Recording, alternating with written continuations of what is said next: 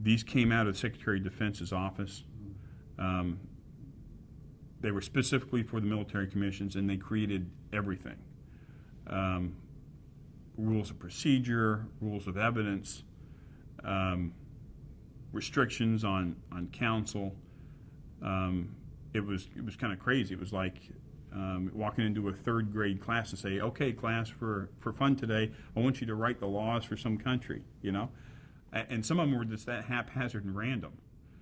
And make no mistake about it, the initial rules when they first came out in Guantanamo, before Congress stepped in, before the Supreme Court struck anything down, they were absolutely a system designed to convict. They were a system designed to not allow the defense to really present any meaningful evidence. No question about that. They had these military commission instructions and orders. I think there was military commission orders, military commission instructions. And then they also had presiding officer instructions. Now, when we first started this whole process, I should have known something was up because we didn't have military judges. We didn't have anybody called judges. We had presiding officers. And it became pretty apparent that these presiding officers were there to bully us around, to do whatever it took to try to convict these guys, but had no real power. Such as you could file a motion to dismiss, and he couldn't grant it. You could file motions to do anything, and you didn't know whether he had the power to grant anything at all. And it seemed pretty apparent that they had no power to do anything.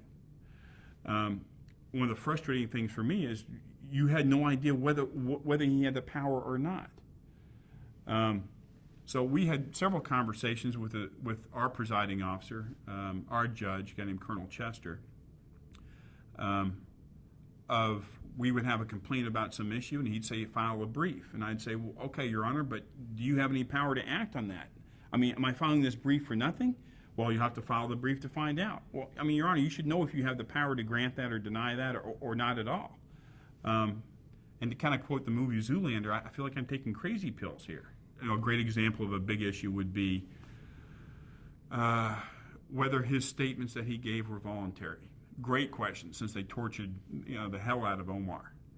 And there's no way any of those statements he ever gave should ever be considered voluntary in any court of law. But so you want to file that motion, okay? I mean, if we were in state court here in San Francisco, you'd file a motion, you'd cite the Constitution of the United States, you'd cite the Constitution of California, you'd cite the laws of California, you'd cite precedent, California law, U.S. law, and you'd say, here's the issue, here's the remedy we're looking for, here's my sources of authority to rely upon, and judge grant this motion. I mean, it's pretty basic, simple stuff.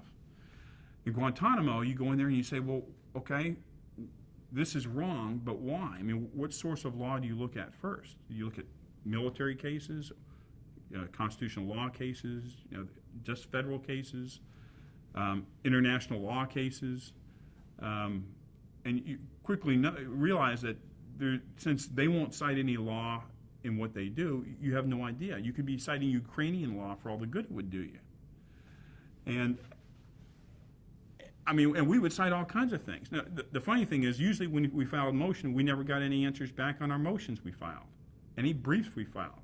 And if we did get any answers back, they would be remarkably free of any kind of legal ruling.